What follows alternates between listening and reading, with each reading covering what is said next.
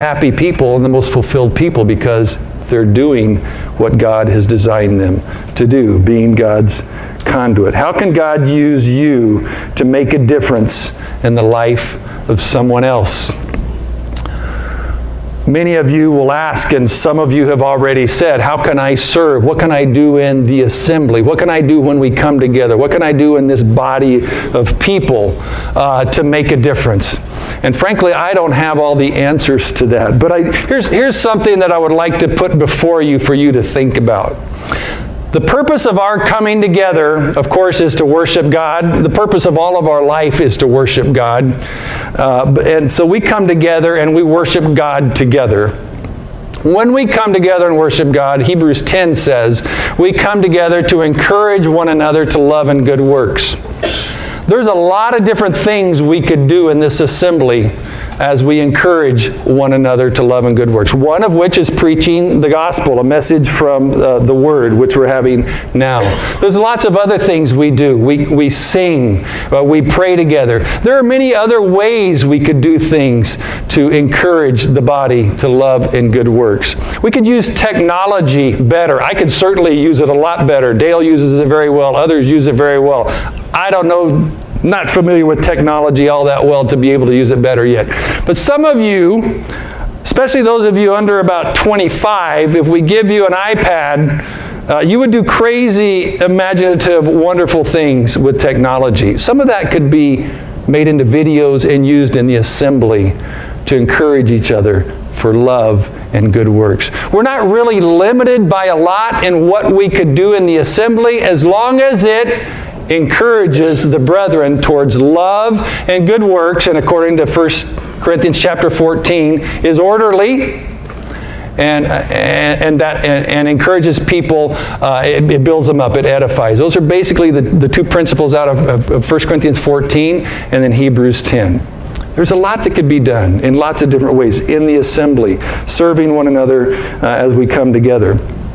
In the lives of individuals, how could I serve? How could you serve in the lives of individuals? We mentioned last week that a lot of times individuals won't tell you what they need. Why won't they tell you? Because we're raised, many of us were raised, and many individuals still feel this way. There's sort of a natural inclination to protect or at least not to reveal what my needs are because I feel like I ought to be responsible for myself. And we mentioned Galatians chapter 6, different context, but it has a couple of principles there that I think go expand out. And one of them was bear one another's burdens, and the other one was each one should bear his own burden. And sometimes we feel like we should bear our own burden. And people like that, when we feel like we should just pull our own weight and bear our own burden, we're not going to be telling others all the time what we need. And so it's required upon us as brothers and sisters, if I'm going to make a difference in the lives of individuals that are here, remember that those individuals are not going to be so obvious with what they need. If they're lonely, or if they're sick, or if they're discouraged, or they just need some help in some of the menial matters of life, or whatever it is, they're not going to come out and tell you. You have to be intuitive. You have to ask, you have to observe, you have to kind of know what it takes for a person to get along and what that person's needs might be. And once you spend the time, once you make the effort, then you will be able to serve. But it requires some effort on your part as an individual.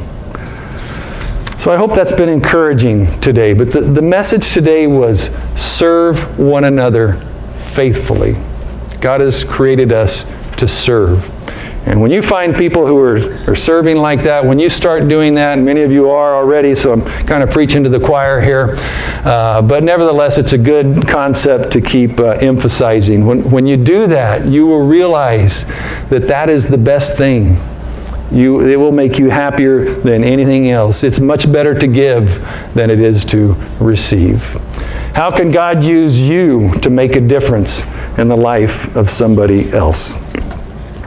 Perhaps you do have some need that you would like to communicate to the church, and so we were asked earlier to fill out these communication sheets. If you would like to finish filling that out, and in fact, if you haven't filled it out, just go ahead and do that and hand it in at the end. But right now, as we stand together, we're going to sing a song, finishing up here, and what I'd like to ask you to do is sing this song, and then after we sing this song,